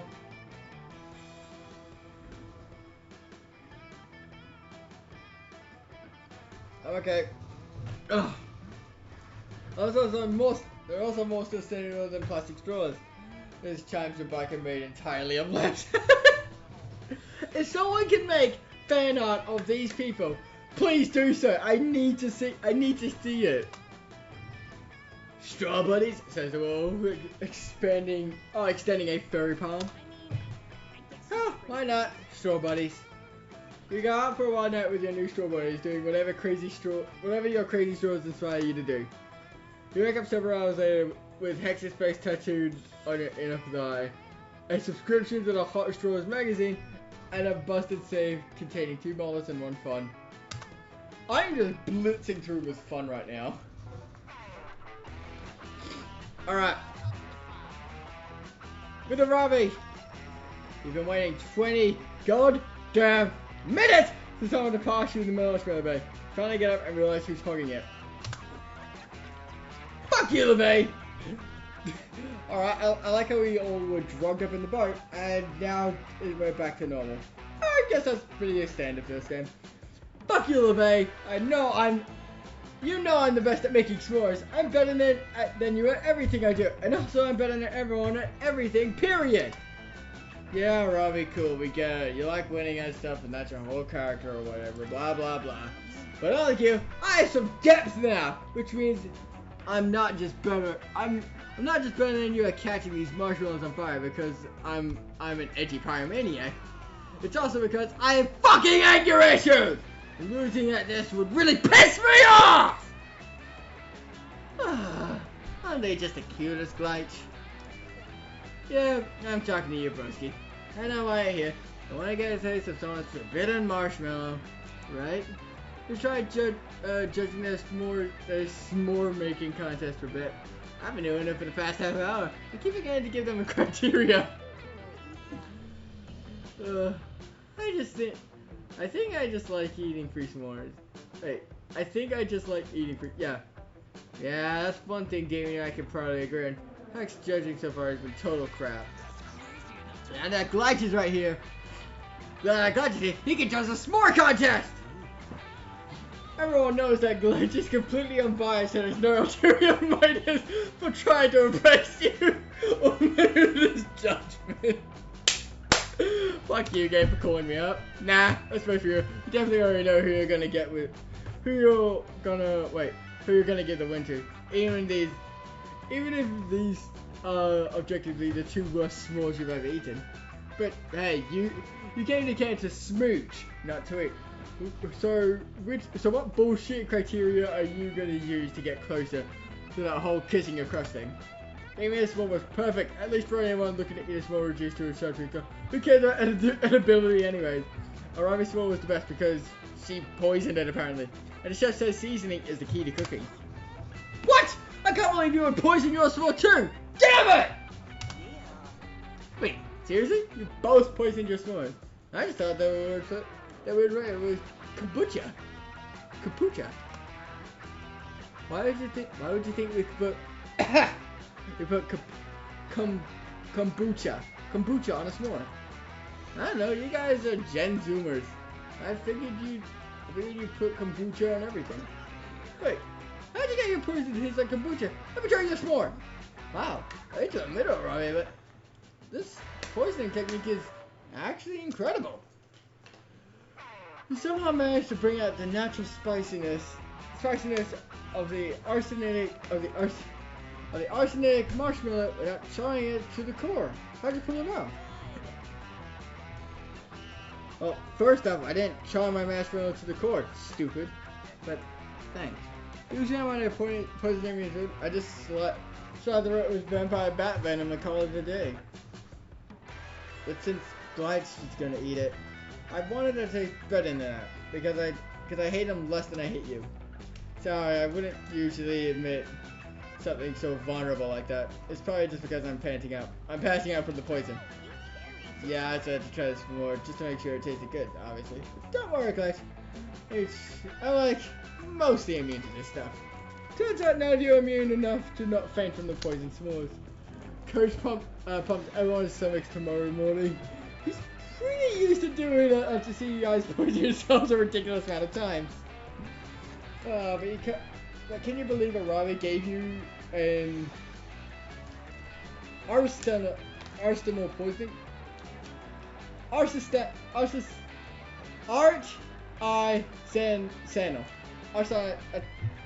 Word poisoning! She must really like you. I'm sorry I'm butchering these words. I'll take a gamble this time. I don't trust myself. I don't have any skills. You're waiting the whole week for this moment. Visiting Juan to get a good drink. Well, look what the cat dragged in. Hey, it's a drink for you. It's up to you which one to drink. Let's see what's behind door number 1. The redacted. RT Stano. Okay. I know what the redacted is. That's gonna make my name blank. But I'm gonna go with the box. Please be good! Yeah! That like guarantees me a win. Hope you're happy with this. No defense. This just guarantees me the win, really. The love potion number 9. The right way to get someone to like you is by being yourself and finding someone with whom you can match. But this is the fast way. But the fast way is by drinking this potion. I've drunk my love interest. And this is about where I leave it before you puke over me. Ciao!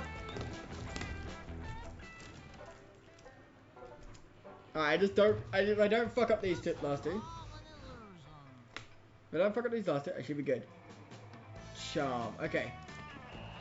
That day I kept there and we played the classic children's game, The Floor is Lava. Wait a minute, the floor is literally lava. You're all hopping here and there, trying to survive the dangers of, lava. But then, one of your teammates falls. He's sinking into lava, dying a slow, agonizing death. You offer a hand, but it's too late. Before disappearing under the hot lava, he whispers his last words. Glitch, your hair looks great. It does! You gain 2 charm from a nice compliment. You're hoping to run into your Galarave, but so far she hasn't been in any place you'd expect. The mines, the dungeon, the forest. You heard Camp Spooky was doing an on-second class pop-up set, so you go over to pass the time, and are sure to find Arabi already there. Yes! Wait no. Yes! Yes! This slump molded earthen warm masterpiece will be my most finest works yet. Hello there, Glitch. Welcome to my purgatory of boredom and suffering. You mean your craftatorium, potting and crafting, creating, shit. No, I meant what I said the first time. In that case, can you make no complaining on next rule of compromise? Because you're harshing my poetry buzz. You see what I have to put up with? That's just super into random activity he sees on TV and immediately wants to go try it out. They watched a documentary on Mesopotamia.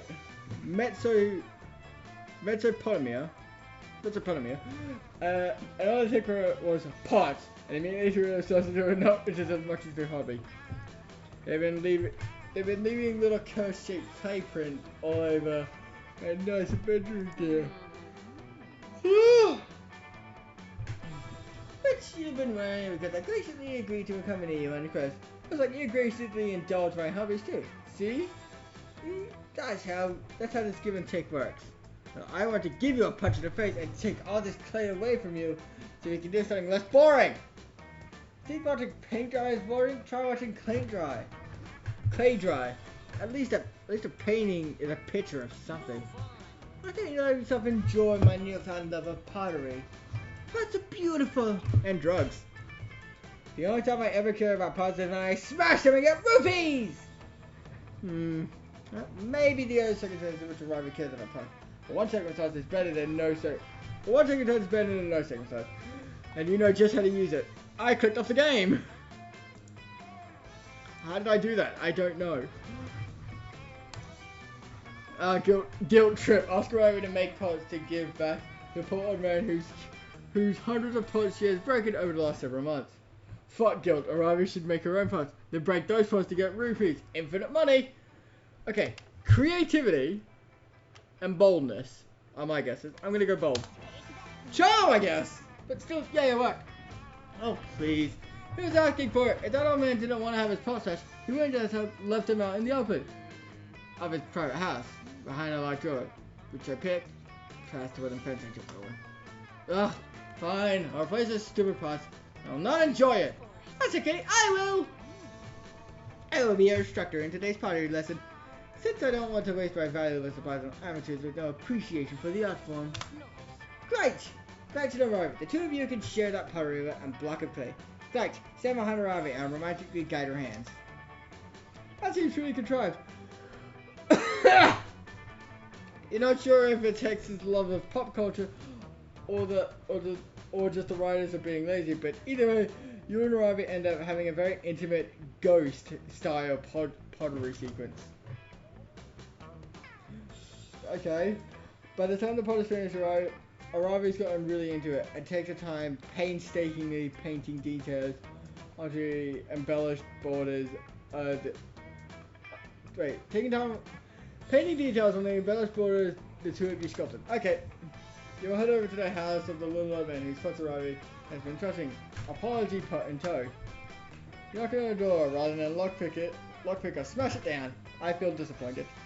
The old man opens it and immediately looks terrified upon seeing Ravi. No, wait, I'm here to apologize. I made you this pot to replace all the ones I smashed. I'm going to save up rupees until I have enough to return those two. Sorry for overthinking myself and my adventures. I'll try to be more considerate in the future. The old man smiles broadly and pats Ravi on the head. Don't worry about the rupees, he says. Mostly I was just sad about the pots. Pottery is my favorite hobby. I don't have much reason to get out of the house anymore these days, and walking makes me tired, but I can happily spend hours at my pottery creating new works of art. I love the feeling of clay between my fingers, and the sense of pride I have what I've made. Young lady, why are you crying? Are you crying? She is. Sad, remorseful tears. Sincere, heartfelt, kind. You just have to imagine because we spent all the art butter on a floating bowl of salad. We're not accepting criticism at this time. I feel the exact same way about pottery. And have ever since 2 hours ago. If I had known the feeling of creating a pot, I know it would have destroyed yours. The process of creating beautiful yet functional clay art has more value than all the rupees in the world. I'm just glad you learned that lesson. And all you kids coming for a nice day of pot making. I have some great glazes. I'll go grab the lemonade and cookies I finished making. Making pots with the young man is just as wholesome as it sounds. You gain 2 fun and 1 bonus, plus you and Ravi got a new shared hobby. Oh, that's actually really sweet. That's actually really sweet. I like that. Alright, onto some written done shit now. Creativity with me. That day there's a guest speaker at the Monster Sketch HQ. She's a were-eagle. Monster Scout, here to tell you all about advanced crew levels. The species is surprisingly interesting. She started out at Camp Spooky just like you and worked super hard to earn every single badge. She also hints at some possible foul play, including her murdering a higher level scout and wearing her skin as a disguise in order to advance through the ranks. Sure, it's inspiring. You're too busy flirting with your friends to dedicate that kind of time to Monster Scout, but still, this feature instills you with true creativity. Through the last few hours teaming up with the Ravi on a side quest, they're covered in blood, exhausted, and 2 HP points away from death.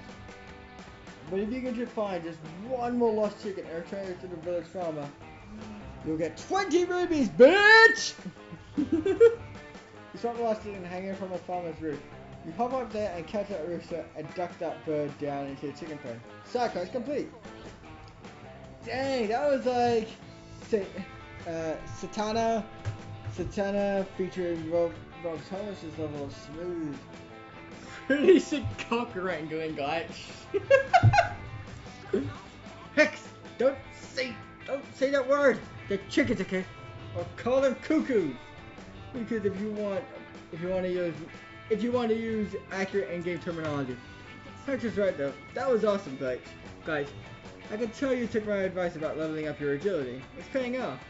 I really like when we spend time together. It's such a shame that you're off meta now. Off meta? That's weird. you're fully aware that you're a PC. Wait, that you're a PC in a video game. So you thought that you were very medic. Ask her what she means. Oh well, the truth is, I'm not really into casual relationships. I exclusively do hardcore, competitive, long-term dating. When I date somebody, I give it my all. So obviously, if you're a competitive dater, you have to read all the patch notes. It's critical information for optimizing my partner selection. I can't fuck up my kiss/date ratio. And this is sort of awkward. But have you looked at the buffs and nerfs in the latest patch? Some of your stats were reworked. Listen, I'm just gonna say it, guys. They nerfed you super bad, and now dating you is totally off meta. Strategically, you're a D tier partner. Oh! Never have I been so hurt, but hit with so much truth.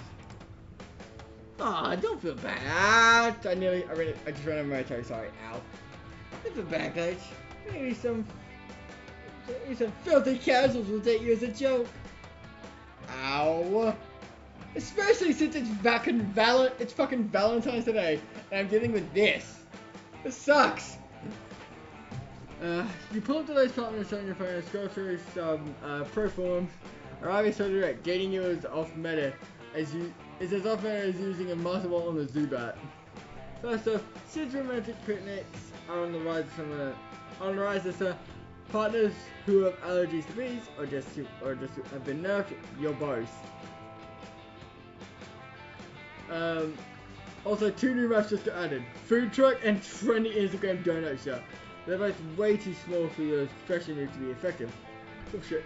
Lastly, the super horny type of players no longer get a charm buff against tsundere types.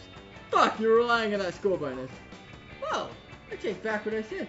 With all those stats, you'd have to be a fucking idiot to take lights. Yeah, it really sucks that this patch nerfed you so hard. I started to think that we were pretty compatible teammates, you know? Oh! She is just hitting me! Shit! You have a huge crush on the rabbit, yep. And this huge competitive dating matter is Kuko blocking you. Oh my. Your objective is clear. Convince Arabi that you're a good pick for competitive long-term dating, despite the current map. But how? How, Glavite? Get a hardcore dating pro to write a comprehensive online guide. How to do glad an unexpected automated dating strategy to boost your win rate. The current meta favors tank players, maybe because of tons of HP, and favors defensive types. Use forbidden magic to become an actual tank. Okay, the top one sounds like charm to me. The bottom one sounds like smarts. I'm gonna go with the top one. Damn it! Genius! Alright, we'll totally date you if there's a thorough strategy guide online detailing your strengths and weaknesses, what maps you play best on. If someone actually made a date, I guarantee this has to be a real thing, but an actual online dating guide for dating specific kinds of people, I would probably read it just to laugh. Not to make fun of, but like, I think it would be funny in a way. All you need is someone who's a hardcore expert and all the instances of dating you. And luckily for you, you know the perfect Levite professional. Your therapist! Hell yeah, they know everything about you, from childhood trauma to your insurance info. You run away from Arabi and Hex and call your therapist. Ah, hello guys. I see that you're calling me past all business hours again. Just to confirm, this is a topic that can wait until our next session. This is an urgent topic and not a waste of valuable mental health resources. You're friendly calling to ask you for a professionally guide on how to date me. Fascinating. First, I want to remind you of the many sessions that we've devoted to learning how to respect boundaries, as well as the time we've spent reflecting on the ethical consequences of your frequent shenanigans. You assure your therapist that this totally isn't normal. You assure your therapist that this totally isn't a shenanigan. Got it in the end. It's a valid emergency. The summer is almost there and you're so close to actually getting a date. Let's use the exercise I taught you, where you repeat your plans out loud. Take a minute to consider if they make total sense and if they're ethically okay. Oh, fine. You take a deep breath, think critically about what you want to do, and say aloud. I want my therapist to write a multi-page strategy guide on how to properly date me to fool a woman I like into seeing the upside of being in a relationship with me. Yikes! That sounded a lot worse than you said it out loud. You realize that this whole thing is probably about it. I apologize to your therapist. Thanks for saying that. It's okay. I'm here for you. I'm glad that you're sorting out these issues. That being said, I'm going to charge you for this girl. I hope you'll take this as an opportunity to learn about the consequences of not respecting boundaries. Damn it! You wanted your therapist to help you score a date, but instead they helped you reflect on your emotional maturity and become a better person. Therapy is dumb! Now you're slightly more aware of the consequences of your actions. Use 3 boldness! The song said about a call a therapist again. Shit! Alright. I don't know if I've done this or not. I feel like I fucked up. Here we go, chat. Everything. Finally gather over your courage and ask your beloved to watch a media shower with you. Wait, you want to be my summer fling? I knew it! I'll admit, I've got myself considering the possibility of dating you. But then again, my therapist says I need to tend to self-sabotage by putting myself at risk in making poor life choices. Oh god. She also said that I need to try as grow as a person and be in a better place by, quote, not dating someone super lame, end quote. You gotta follow her advice. Oh! You failed your summer fluke, but you don't give up. Instead, you decide to... No, you know what? I don't narrate for losers. You don't deserve to get more narration. You lost. That's the story. Get over it. Next! Oh! Oh! Oh! Before we knew it, those weeks were gone. It felt like a hot minute. It felt like an eternal lifetime. Entire lifetime. That night, as we saw our summer coming to an end, we all wondered what would be next for us. It felt like we would end something pretty good. I'm gonna quickly turn my mic off and just let the next bit of this play out on its own. After narration, I mean. Little did we know, life has many wonders and misadventures in stores for us. Now I'm older, and I can see it. How those years became the foundation of the mythology for our lives. Broken hearts turned tragedies sung for generations. Wild nights became epic treasures forever. Every kiss and a laugh is now a constellation we'll always find while gazing into the starry night, no matter how many years go by. Even today, I can still close my eyes and I'm there, on that last summer night, feeling like I was just starting to live life.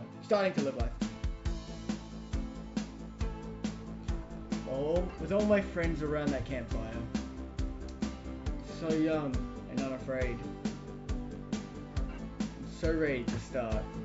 Welcome to a streamer version of the credit song. Thanks for playing Monster Camp. What did you like the most about it? Will you review it? I am the bringer of a message just for you, oh live streamers of the world. I was commissioned to write a song about your issues so you can use it with no conditions. It's a pinky promise. It won't strike you down, down, down. We won't bother you down the line. You will monetize streaming Monster Camp. You won't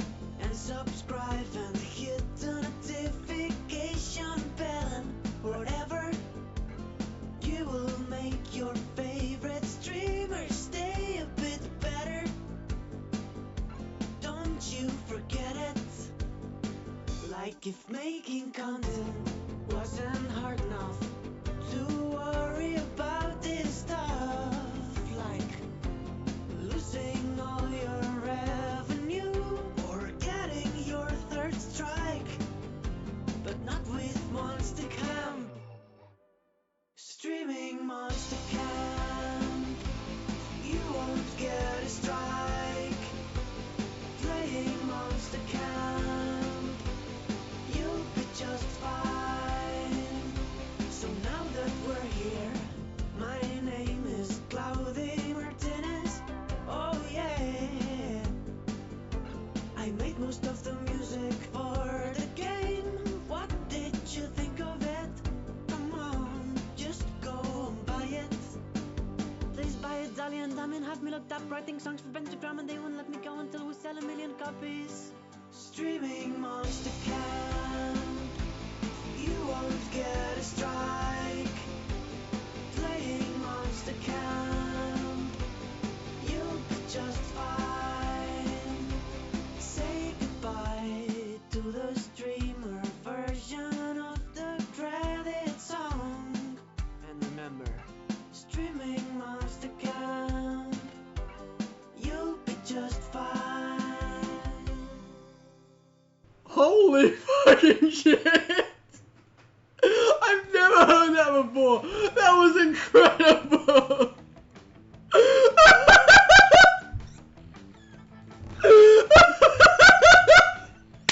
Oh my god, almost that entire song I was laughing. Oh my oh my god, I have to hear that again now. That's incredible. Oh my god. Okay. I'm gonna go now. I'm gonna go rest my throat. I'm gonna get a drink or some stuff. Thank you for sticking around. Hope you enjoyed. I know I did. I had great fun with this.